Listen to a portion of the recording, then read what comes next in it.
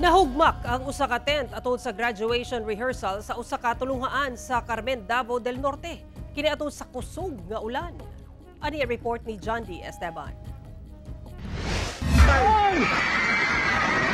Alas 2:30 sa hapon nitong Biyernes, April 11, nahugmak ang tent sa Carmen National High School, lungsod sa Carmen, Davao del Norte, nunot sa kusog nga ulan.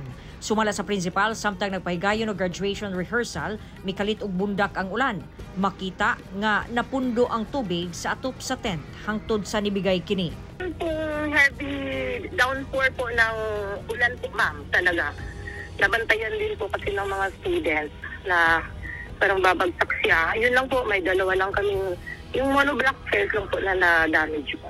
Dali nga gipahikling ang mga estudyante. Mayo na lang kay walay na unsa sa hitabo. Ang maong tent gi-provide sa lokal nga panggamhanan isip tubag sa hangyo sa tulungaan aron ma-accommodate ang kadaghan sa graduates. For now, hindi po kasi natin magamit yung municipal gym under repair po. So, we have to make our school gym ma-accommodate po yung ating mga graduates po sa pa yung mga parents. We have around 886 graduates.